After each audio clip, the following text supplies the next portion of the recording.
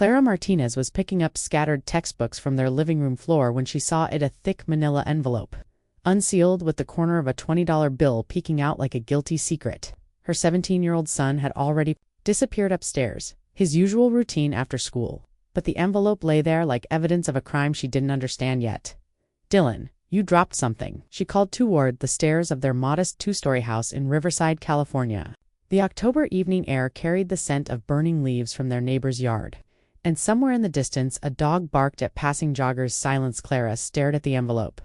Her paralegal training kicking in 15 years of working at a law firm, she'd learned to recognize when something didn't belong in the picture, and a thick envelope full of cash definitely didn't belong in her teenage son's backpack. "Dylan," she called again, louder this time. "What?" His voice drifted down from upstairs, clipped and distant, a tone that had become his default over the past few months. "You dropped an envelope down here." The silence that followed lasted exactly long enough for Clara's maternal instincts to shift into high alert. Then came the thunder of footsteps on stairs, moving faster than Dylan had moved for anything in months. "I'll get it." He appeared in the living room, slightly out of breath, his dark eyes scanning the floor with panic that he tried to mask as casual concern. Clara held up the envelope, watching her son's face carefully. "It's pretty heavy. What's in it?" "Just ... school stuff." Dylan reached for the envelope, but Clara found herself pulling it back slightly, some instinct telling her not to let go. "School stuff that requires this much cash." The $20 bill was still visible, and Clara could feel the weight of more bills inside.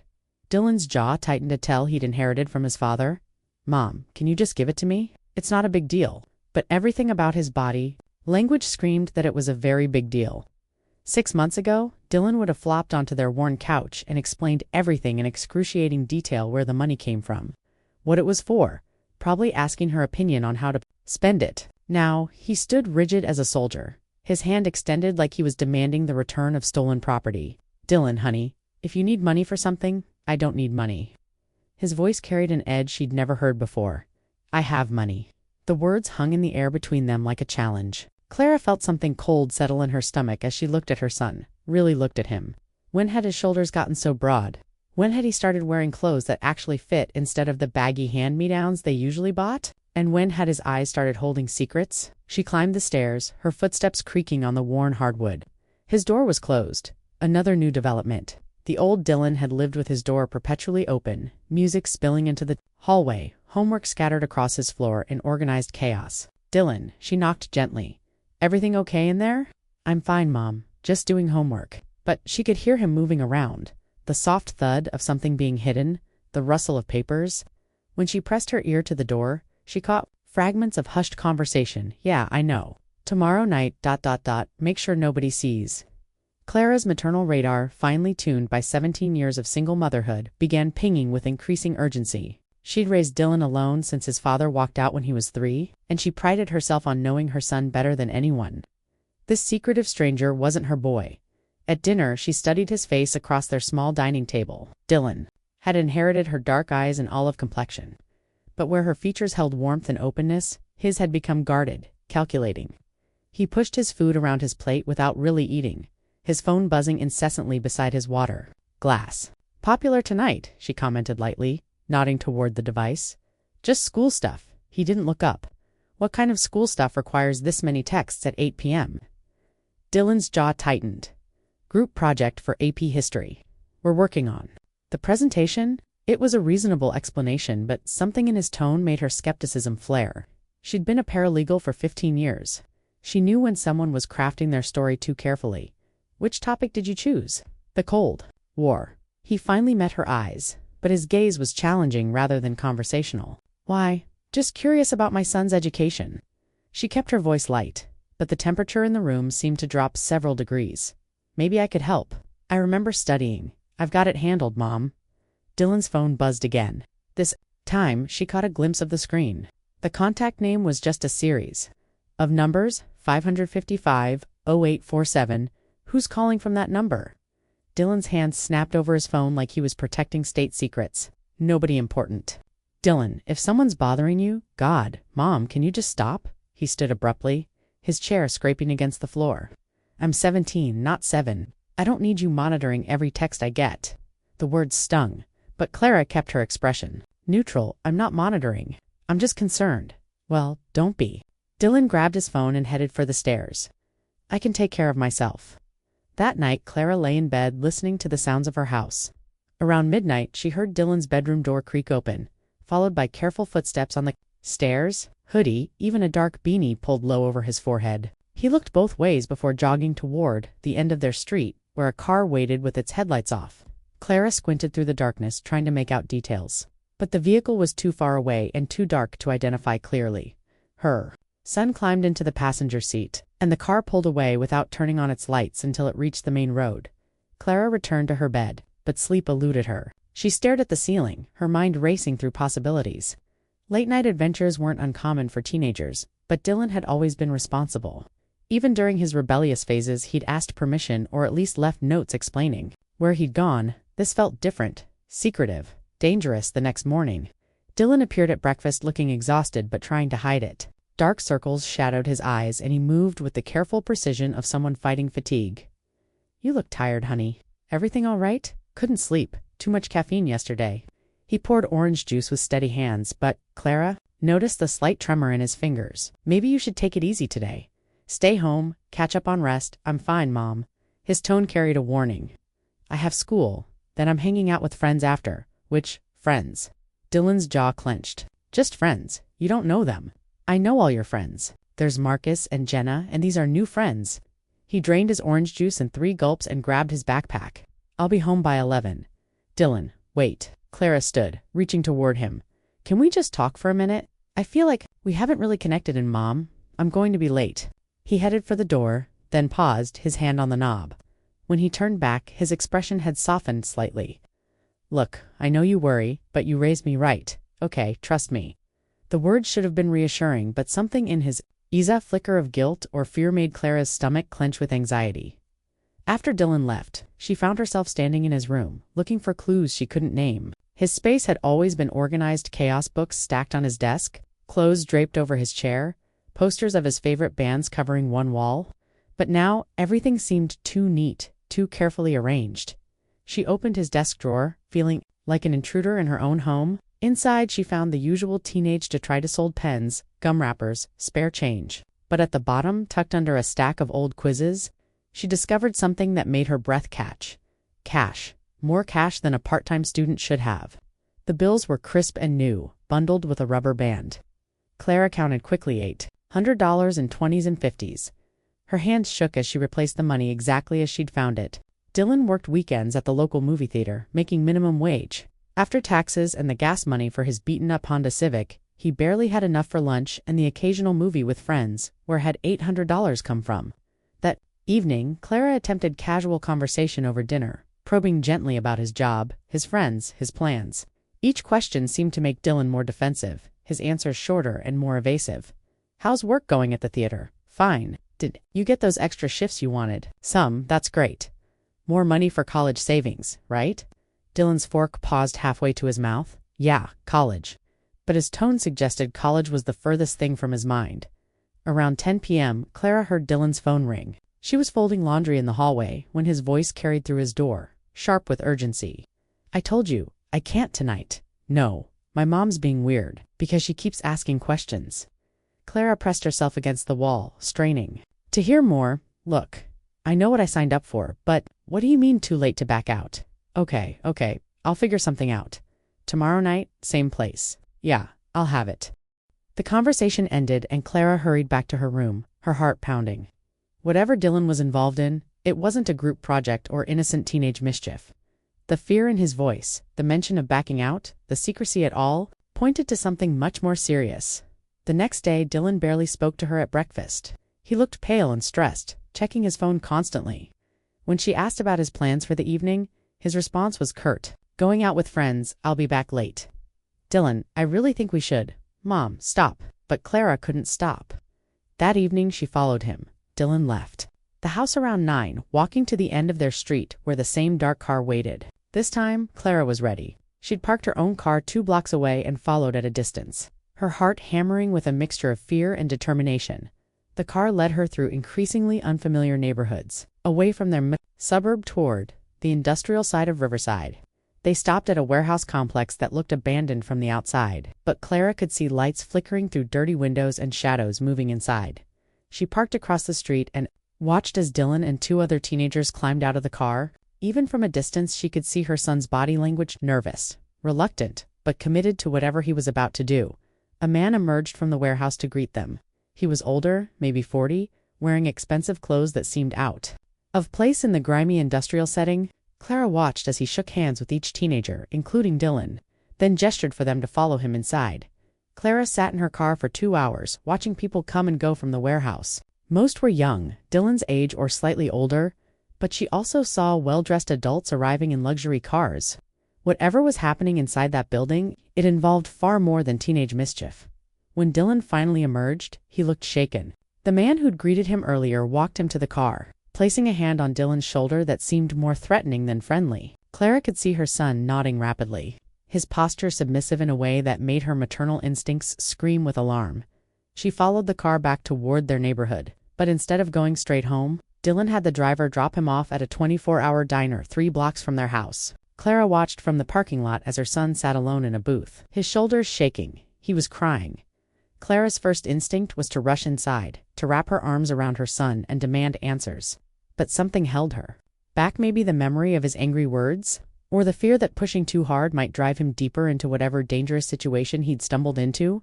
Instead, she drove home and waited. Dylan returned around 2 a.m., slipping into the house. With practiced quiet, Clara lay in her bed staring at the ceiling. Imagined she'd be sitting in the cramped office of a private investigator, clutching a cup of bitter coffee and trying to explain why she was spying on her own son. The office was located above a dry cleaner in downtown Riverside, and the smell of chemical solvents mixed with stale cigarettes created an atmosphere that felt more like a noir film than real life. "So let me get this straight," said Detective Frank Reeves, a weathered man in his 50s with gray stubble and tired eyes. "Your 17-year-old son is acting secretive, has unexplained money, and you followed him to some warehouse where he met with adults you don't recognize." "I know how it sounds," Clara said, her voice defensive. "But Dylan isn't a typical rebellious teenager. He's always been responsible, focused on school, planning for college. This behavior is completely out of character." Reeves leaned back in his squeaky chair, studying her with the kind of professional assessment that made Clara feel like a specimen under a microscope. "Ma'am, with all due respect, every parent thinks they know their kid.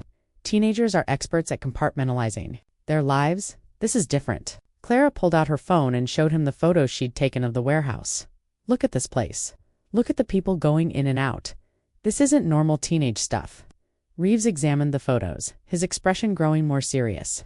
"You recognize this location? It's in the industrial district off Highway 60. The building looks abandoned, but there's definitely activity there.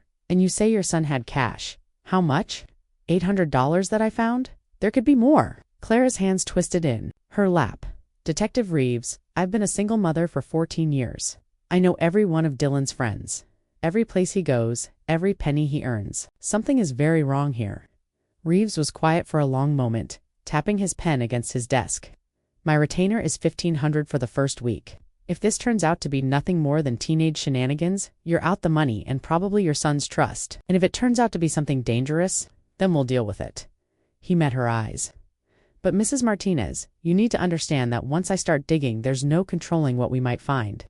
Are you prepared for the possibility that your son is involved in something that could have serious legal consequences?" Clara's throat felt dry. "I'm prepared to do whatever it takes to protect him." "All right then."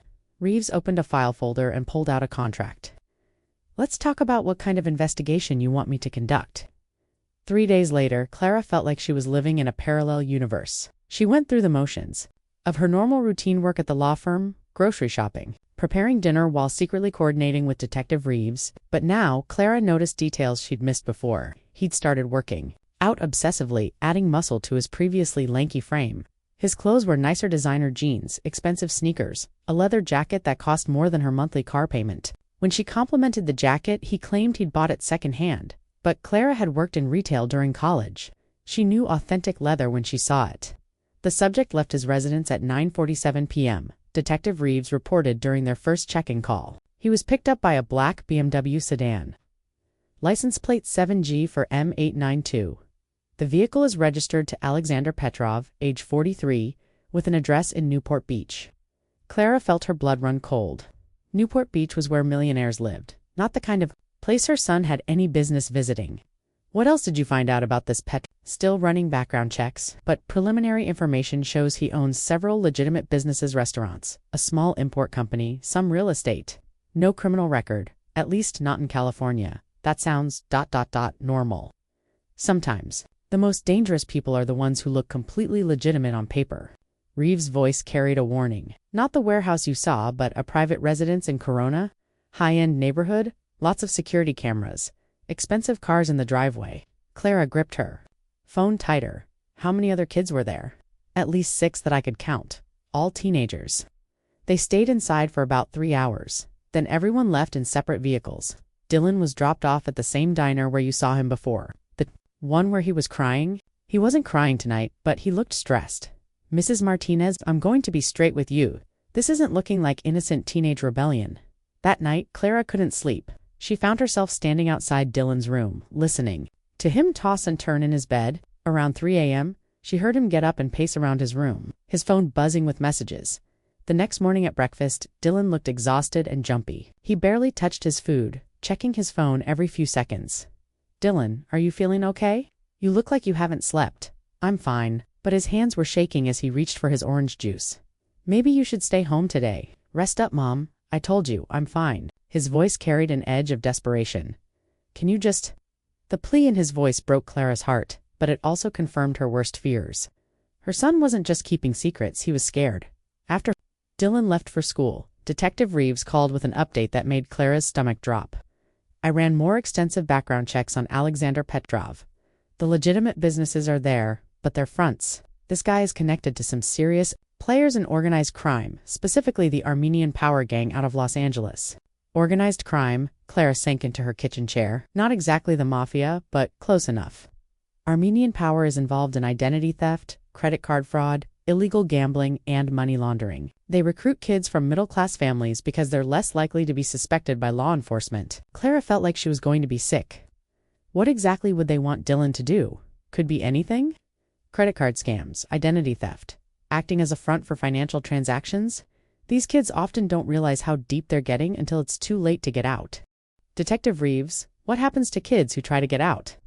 The pause on the other end of the line was answer enough.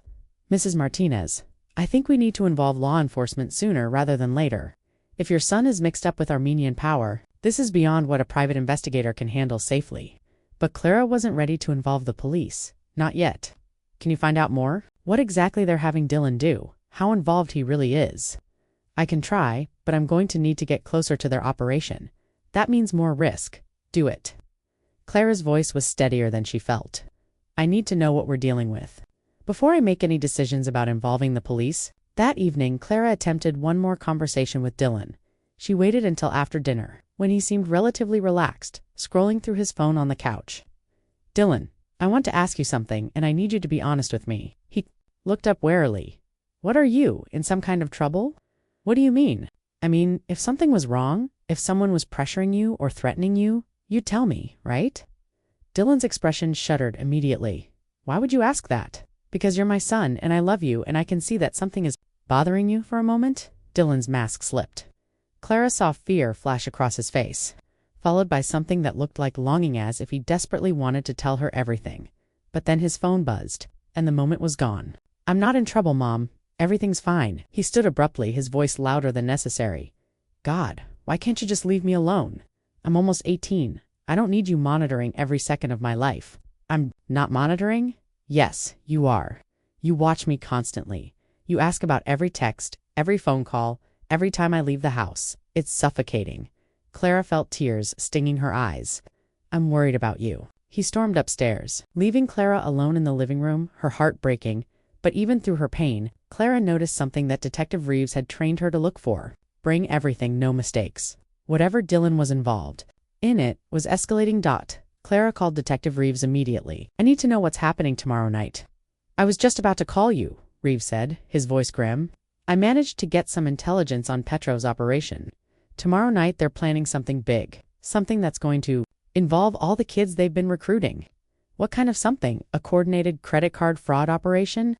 They've been training these teenagers for weeks, teaching them how to use stolen credit information to make large purchases.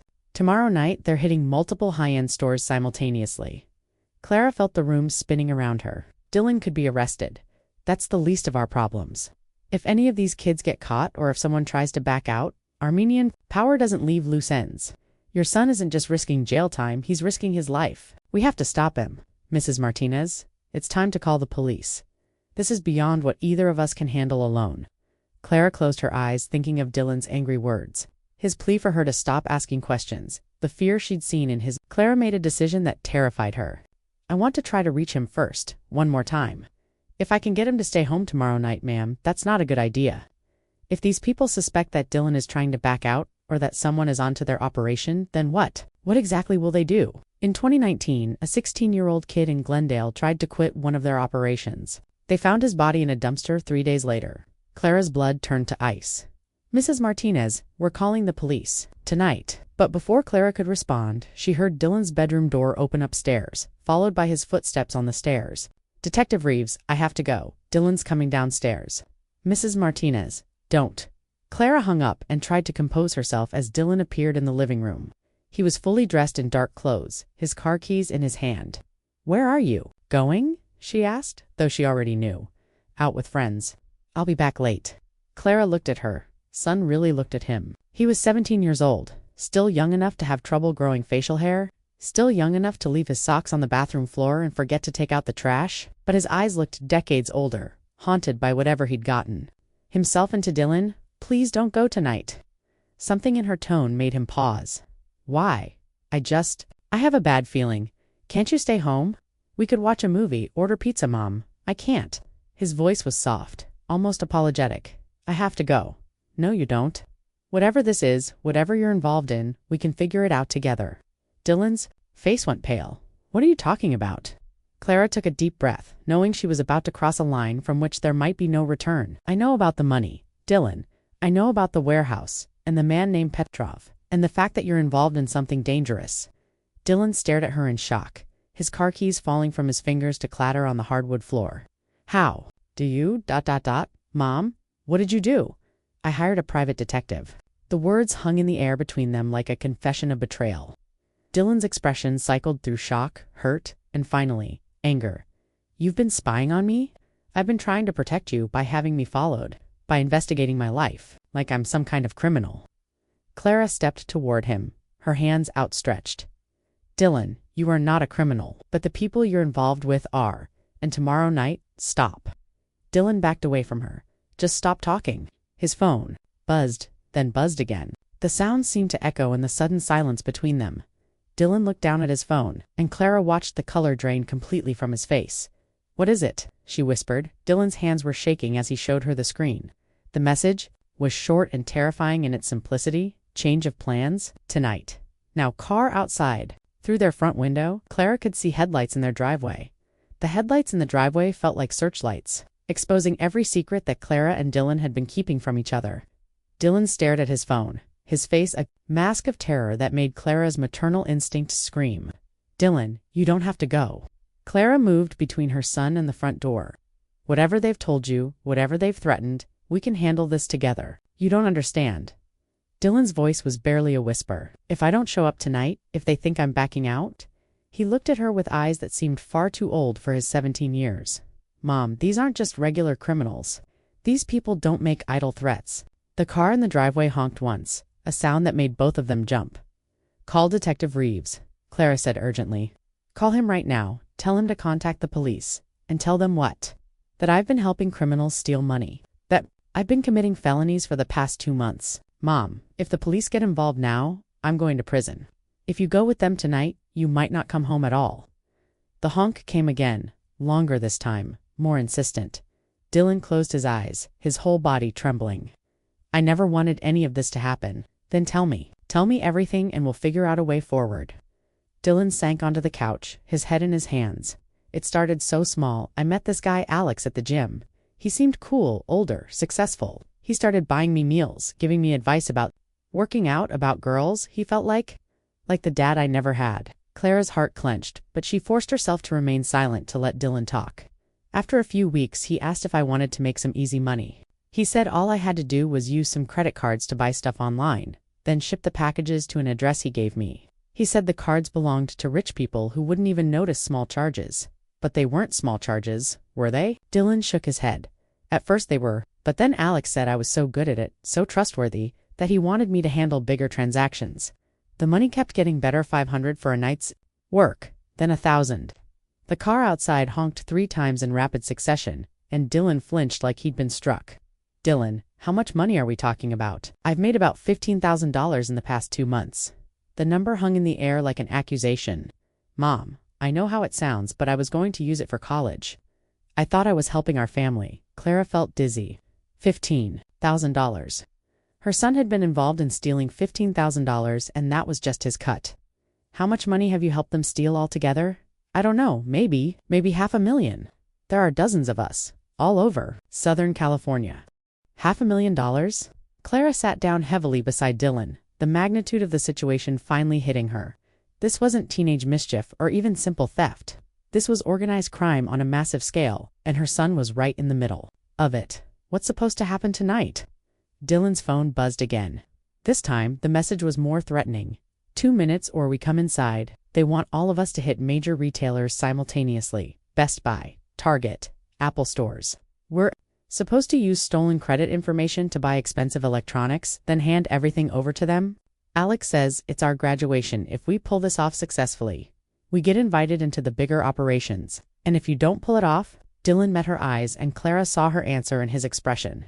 I have to go, Mom. If I don't, if they think I'm compromising the operation, ... Clara's phone rang.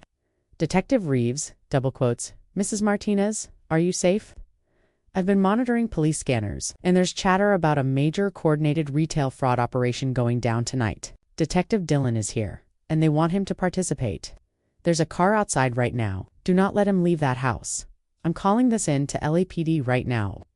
Wait. Clara looked at Dylan, who was staring at her with a mixture of hope and terror.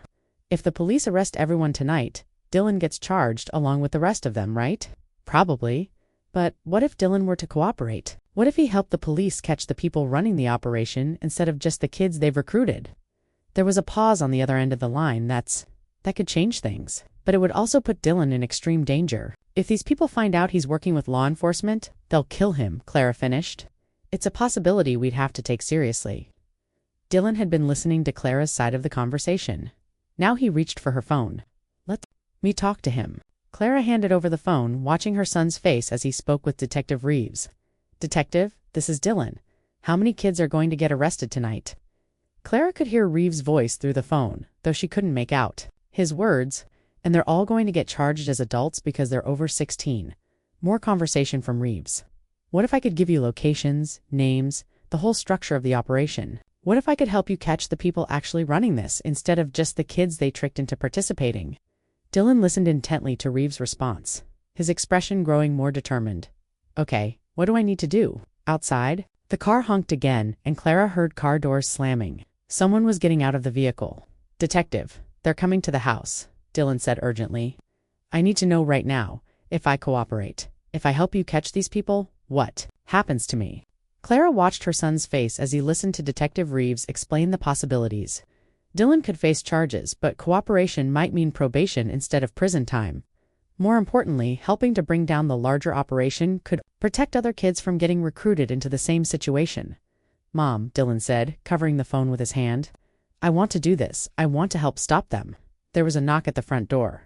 Not a polite knock, but the kind of pounding that demanded immediate attention. Dylan, a voice called from outside. Time to go, kid. Don't keep us waiting. Clara recognized the voice from her surveillance at the warehouse. It was Alex Petrov himself. Detective Dylan said into the phone, We're out of time. What do I do right now? Clara could hear Reeves talking rapidly, giving instructions. Dylan nodded, his expression growing focused and determined. Okay, I understand. Mom, Detective Reeves says I need to go with them tonight, but I'll be wearing a wire. The police will be monitoring everything, and they'll move in when they have enough evidence to arrest the people running the operation. Absolutely not. Clara stood up, placing herself between Dylan and the door. I am not letting you walk into that kind of danger. Mom, if I don't go, they'll know something is wrong. But if I do go and I help the police catch them, maybe dozens of other kids won't get pulled into this. The pounding on the door intensified, accompanied by Alex's voice, now edged with impatience. "Dylan, we don't have all night." "Mrs. Martinez," Detective Reeves said, taking the phone back from Dylan. "I know this is terrifying, but Dylan is right. If he doesn't show up tonight, they'll suspect something is wrong. But if he goes in wearing a wire, we can gather evidence against the entire organization. And if something goes wrong, if they find the wire, we'll have undercover officers at every location. The moment there's any sign of trouble, we move in." Clara looked at her son, seeing not the secretive stranger he'd become over the past few months, but the brave, responsible young man she'd raised. Despite his involvement in this criminal operation, Dylan was trying to do the right thing.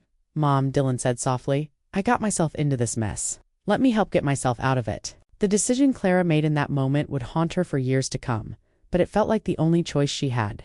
"Okay, but I want to be there. I want to be wherever the police are monitoring from."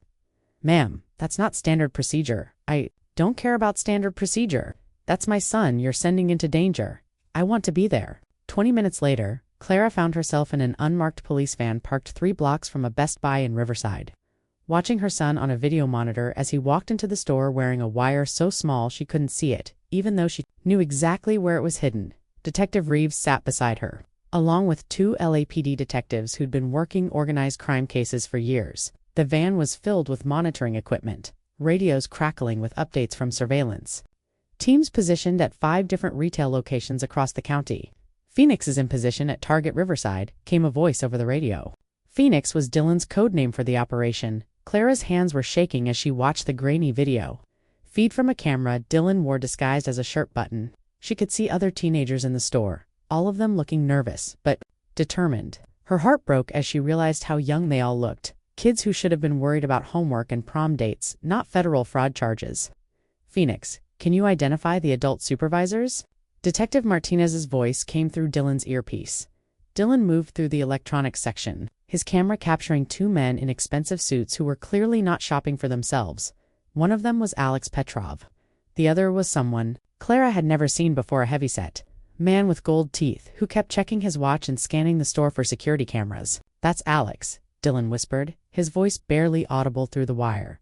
"The other guy is Victor. He's Alex's boss." "Perfect. Keep your distance, but try to capture any conversation between them." Clara watched in terror as her son moved closer to the 2 men, pretending to browse laptops while positioning himself to record their conversation. "All locations report ready," Victor was saying into his phone. "Execute in 5 minutes. No mistakes tonight. We've got too much invested in these kids to have anyone screw this up." "What about the new recruit?" Alex asked, the Martinez kid. "You sure he's ready for this level of operation? He's been solid so far. But keep an eye on him. If he shows any signs of backing out." Victor made a gesture across his throat that made Clara's blood run cold. "Phoenix, we've got enough. Back away from them now," Detective Martinez ordered, through Dylan's earpiece, but as Dylan started to move away, Alex called out to him. "Dylan, come here, kid. Time to get started." Clara watched her son walk toward the 2 men, his body language showing none of the fear she knew he must be feeling. Alex handed Dylan a credit card and a shopping list. "Electronics section first. High-end stuff, laptops, gaming systems, phones. Keep it under $5,000 per transaction so we don't trigger additional security protocols." "Got it," Dylan said, his voice steady. "Victor and I will be watching from the coffee shop across the street. You've got 30 minutes to complete your purchases, then meet us at the rendezvous point." Clara watched as Dylan took the credit card and shopping list, her heart pounding as she realized the full scope of what her son had been doing for months. This wasn't just about the money. These criminals had created an entire system using teenagers to commit fraud while keeping their own hands clean. "All unit subjects are separating. Phoenix is beginning the shopping phase," Detective Martinez announced over the radio. For the next 25 minutes, Clara watched her son methodically work through the shopping list using stolen credit card information to purchase thousands of dollars worth of electronics. Each transaction went through smoothly, a testament to how sophisticated the criminal operation had become, but something was wrong. Clara could see it in the way Dylan kept checking his phone, in the increasingly nervous glances he threw toward the store entrance. Detective Clara said urgently, "Something's not right." Dylan looked scared. Detective Reeves adjusted his headphones, listening more carefully to the audio feed from Dylan's wire. "Phoenix, what's your status?" Dylan's voice came through the speaker, tight with tension. "The transactions are going through, but I'm getting texts from the other locations. Something's gone wrong at the Apple store. They're saying Marcus got arrested." Clara's heart sank. Marcus was one of Dylan's friends from school, a kid she'd known since middle school. Phoenix, stick to the plan. Complete your transactions and get to the rendezvous point, Detective Martinez instructed, but Clara could see that Dylan was panicking. On the video feed, she watched him pull out his personal phone and start typing frantically.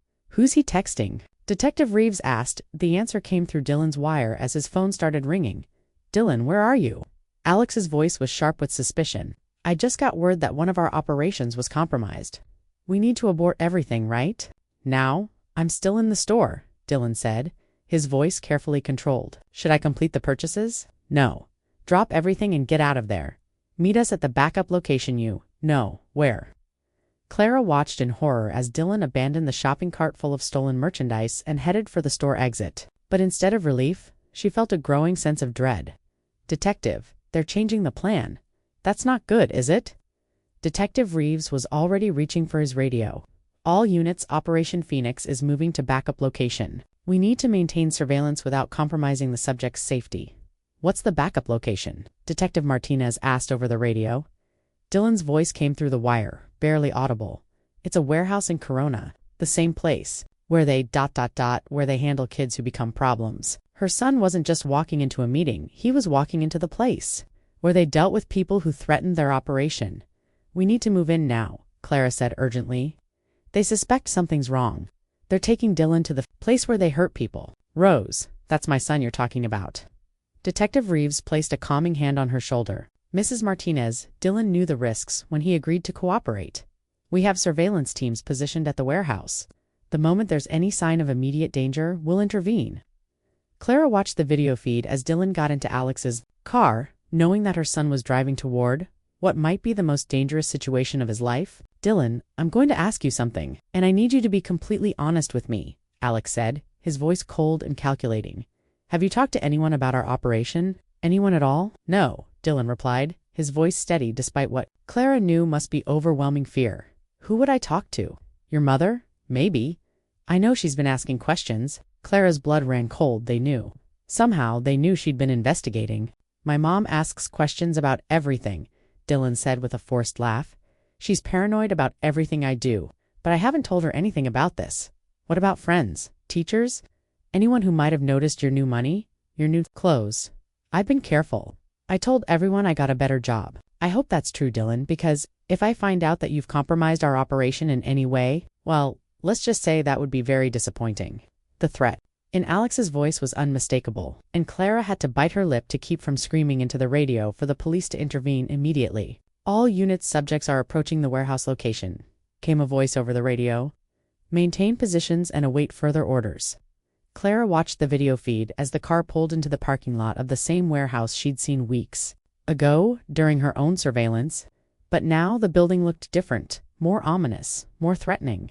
There were several other cars already parked outside, and Clara could see armed men positioned around the perimeter. Detective, those men have guns, Clara said, pointing at the monitor. We see them, Detective Martinez responded.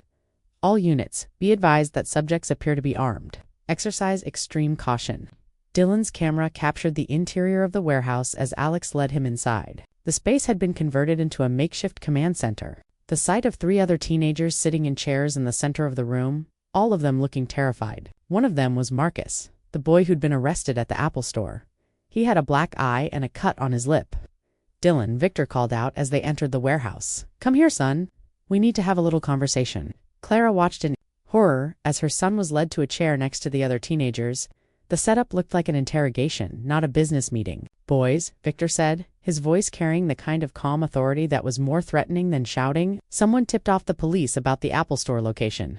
He began, pacing in front of the 4 teenagers, his hands clasped behind his back like a teacher delivering a lecture. Now, I know that none of you boys meant to cause any trouble. You're all good kids who got involved in something that maybe got a little bigger than you expected. But the thing is, when law enforcement gets involved in our business, people get hurt. People lose money. People go to prison. Victor stopped pacing and looked directly at each teenager in turn. So I need to know, has anyone here talked to anyone about our operation? Anyone at all? Marcus, the boy with the black eye, spoke up first. I swear, Victor, I didn't say anything to anyone. They knew about multiple locations. That suggests someone with knowledge of our entire operation provided information. Clara watched Dylan's face on the monitor, seeing him struggle to maintain his composure as Victor's interrogation continued. Now, I'm going to give each of you boys one chance to be honest with me. If someone here has been talking to people they shouldn't be talking to, if someone has compromised our operation, they can tell me right now and we can work something out. The warehouse fell silent, except for the hum of computer equipment and the distant sound of traffic on the highway. Nobody has anything to say? Victor asked, his voice growing more dangerous. That's disappointing, because if no one wants to volunteer the information, I'm going to have to get it another way. Victor gestured to two large men who had been standing in the shadows. They stepped forward and Clara could see that they were carrying various tools that looked more like torture devices than legitimate equipment. Danger. Wait, Clara said desperately. If you go in now, shooting could start. Dylan could get hurt in the crossfire. Ma'am, if we don't go in now, your son is going to be tortured for information he can't give without exposing himself as a police informant. The video feed showed Victor pulling out a pistol and placing it on a table in front of the four teenagers. Boys, I'm going to make this very simple. Someone here has betrayed our organization. I'm going to count to 10, and if nobody confesses, I'm going to start shooting people until someone tells me the truth. Clara screamed, "Go, go, go!" Detective Martinez shouted into the radio. The warehouse exploded into chaos as police officers breached the building from multiple entrances. The video feed from Dylan's camera showed flashes of movement, shouting voices. Dylan. The silence in the police van was deafening. Clara stared at the blank monitor screen, her heart hammering so hard she could hear it in her ears. The radio crackled with urgent voices. Officer, down, suspect in custody. Medic needed, but none of them mentioned Dylan. Detective Reeves, I need to know if my son is okay right now. Clara's voice was steel, but her hands were shaking uncontrollably. Ma'am, please stay calm. We're getting reports from the scene. Don't tell me to stay calm. My son was wearing a wire in a room full of armed criminals, and now his camera is dead. Phoenix is secure. Repeat. Phoenix is secure and uninjured. Clara collapsed back into her seat, tears streaming down her face. Thank God, thank God. But the relief was short-lived as more details came through the radio. 4 suspects were in custody, including Victor and Alex. 3 teenagers were being treated by paramedics, and 1 police officer had been shot in the shoulder but was expected to recover fully. I want to see Dylan, Clara said, already reaching for the van door. I need to see him right now. Mrs. Martinez, the scene isn't secure yet. Give us 15 more minutes. I've given you my son for the last 4 hours. I'm not waiting another 15 minutes. Detective Reeves looked at her for a long moment, then nodded to the van driver. Take us to the warehouse, Mrs. Martinez. Deserves to see her son. The warehouse parking lot looked like a war zone. Police cars, ambulances, and FBI vehicles filled the space, their red and blue lights painting the night in urgent colors. Clara could see suspects being led away in handcuffs, evidence bags being loaded into vans, and paramedics treating several people near the ambulances. And then she saw Dylan. Her son was sitting on the back of an ambulance, shoulders, talking to a female detective. He looked pale and shaken, but he was alive and unharmed. When he saw Clara approaching, he stood up and ran to her. Mom, Dylan wrapped his arms around her, and for a moment he was her little boy again. Not the young man who'd been living a double life for months. I'm so sorry for everything. Clara held him tightly, breathing in the familiar smell of his shampoo and feeling the solid. Martinez approached them, her expression professional but kind. Mrs. Martinez, your son did something incredibly brave tonight. What happens now? Clara asked, not loosening her hold on Dylan. What happens to him? That's going to depend on several factors. The fact that he was recruited and manipulated by adults, all of that will work in his favor. But he did commit crimes and there will be consequences. Dylan pulled back from Clara's embrace to look at Detective Martinez. What kind of consequences? You'll likely face charges for the financial crimes you committed and the circumstances of your recruitment. The district attorney will probably offer you a plea deal involving probation, community service, and restitution payments. How much restitution? Clara asked, her mind already calculating their family's financial situation. Based on preliminary estimates, Dylan's portion of the stolen funds was approximately $15,000. You'll need to pay that back, plus court costs and fees. Clara felt dizzy. $15,000 was more than she made in 6 months. Is there a payment plan? We can work something out, Detective Martinez said gently. The important thing is that Dylan is safe, and this criminal organization has been stopped. As they spoke, Clara watched the other teenagers who'd been involved in the operation. Marcus, the boy with the black eye, was being reunited with his parents near another ambulance. standing nearby with expressions of shock and bewilderment. "Mom," Dylan said quietly, "I know you probably hate me right now." Clara turned to look at her son, seeing the boy she'd raised overlaid with the young man he was becoming. "I don't hate you, Dylan. I'm disappointed and I'm scared and I'm angry about the choices you made, but I could never hate you. I never meant for any of this to happen. I just... I wanted to make money so you wouldn't have to work so hard, so I could pay for college myself, so we could have some of the things other families have." Clara's heart broke all over again. "Oh, baby, we don't need those things. We've always been okay, just the two of us. Dylan, look at me." Clara took his face in her hands. "You are successful, you're smart, you're kind, you work hard in school. You made some bad choices, but that doesn't define who you are." Over the next several hours, Clara and Dylan found themselves in a world of legal procedures, paperwork, and meetings with attorneys. Dylan was processed at the police station, photographed and fingerprinted, but released into Clara's custody pending his court appearance. The drive home was quiet, both of them exhausted by the night's events. It wasn't until they were sitting in their own living room with the familiar sounds of their neighborhood filtering through the windows that the full weight of everything hit Clara. "Dylan, I need to ask you something, and I need you to be completely honest with me, okay? When you were sitting in that warehouse tonight, when Victor was threatening to hurt you and the other kids, were you scared?" Dylan was quiet for a long moment. "I was terrified. I was scared that I'd never get to tell you how sorry I am for lying to you, for putting you through all this worry, for being such a disappointment. You are not a disappointment. You made some bad choices, but you also made some incredibly brave choices tonight. You could have just run away, could have refused to cooperate with the police. Instead, you chose to do the right thing, even when it put you in danger." I kept thinking about all those other kids they were recruiting, kids like Marcus who just wanted to make some extra money and didn't realize what they were getting into. I couldn't let that keep happening. I'm proud of you for that. Terrified, but proud. "What's going to happen to us now?" Dylan asked. "I mean, with the money I have to pay back, and the legal stuff and everything. $15,000 in restitution plus legal fees, plus the cost of Detective Reeves' investigation. They were looking at financial obligations that would take years to meet. We'll figure it out," she said. "I'll take on extra work, maybe. Some weekend projects. You'll get a legitimate job and contribute what you can. It won't be easy, but we'll manage." "I already have some money saved," Dylan said quietly. "Not the stolen money, that's evidence now, but I did keep working at the movie theater throughout this whole thing. I've got about $2,000 in legitimate earnings. That's a start." They sat in comfortable silence for a while, both processing the events of the evening. Finally, Dylan spoke up. "Mom, how did you know? What made you realize something was wrong? For 17 years, you've told me everything, every detail of your day, every friend you met, every problem you were having. When you suddenly became secretive, when you stopped sharing your life with me, I knew something was seriously wrong. I wanted to tell you. So many times, I almost did." The comparison to Dylan's father hit Clara like a physical blow. "Dylan, listen to me. Your father left because he was selfish, because he didn't want the responsibility of being a parent.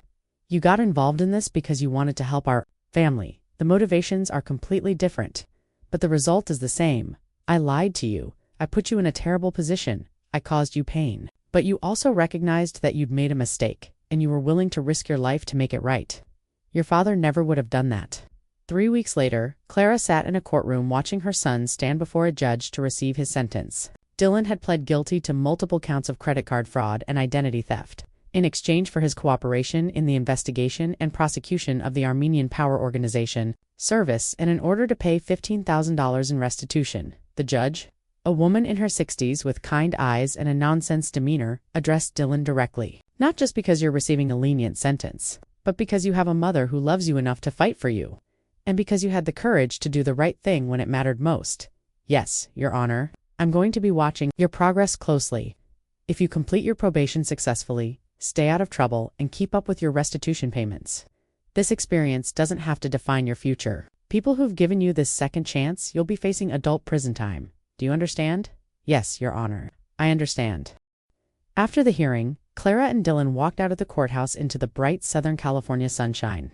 The media attention around the Armenian Power case had died down, but Clara still felt like everyone was staring at them, judging them for the mistakes they'd made. "How do you feel?" she asked Dylan as they got into their car. "Relieved, I think, and grateful, and scared about what comes next. What comes next is we rebuild. We take this one day at a time, and we rebuild our lives." 6 months later, Clara was working late at the law firm when her phone buzzed with a text from Dylan. She'd been taking on extra paralegal work in the evenings and weekends, slowly chipping away at their debt. Dylan had been working 2 jobs: his original position at the movie theater and a new job at a local electronics store while maintaining his grades and completing his community service hours. The text message made her smile. "Mom, I got accepted to UC Riverside with a partial scholarship.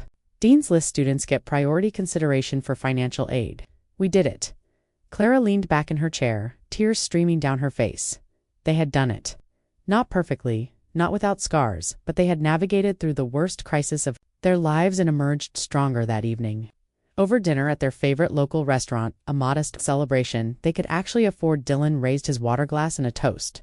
2. Asking the right questions, he said, even when you don't want to hear the answers. Clara clinked her glass against his. And 2 sons who are brave enough to make things right even when it's dangerous. "Mom, can I ask you something?" "Always." "Do you ever regret hiring Detective Reeves? Do you ever wish you'd just let me handle my own problems?" Clara considered the question carefully. "I regret that it came to that point. I regret that you felt like you couldn't come to me with your problems. But I'll never regret fighting for you, Dylan. That's what mothers do, even when their kids make terrible choices, especially when their kids make terrible choices. That's when they need us most." Dylan smiled, and for the first time in months, Clara saw her son's genuine happiness shining through. "I love you, Mom. I love you too, baby, and I'm proud of the man you're becoming." As they finished their dinner and prepared to head home, Clara reflected on everything they'd been through. The investigation, the danger, the legal consequences, none of it had been easy, but it had taught both of them valuable lessons about honesty, courage, and the unbreakable bond between a mother and her child. Dylan was right sometimes. The most important conversations begin with the hardest questions. And sometimes when your teenager tells you to stop asking questions, that's exactly when you need to ask more. The story of Clara and Dylan Martinez became a cautionary tale shared in parenting groups and school counseling sessions throughout Southern California. But for Clara, it was simply the story of how she and her son learned to trust each other again. One difficult conversation at a time. Their journey wasn't over. Dylan still had months of probation ahead of him, college to attend, and restitution payments to make, but they were facing the future together, with honesty and openness replacing the secrets and lies that had nearly torn their family apart. And that, Clara thought as she watched her son drive them home through the familiar streets of Riverside, was worth fighting for.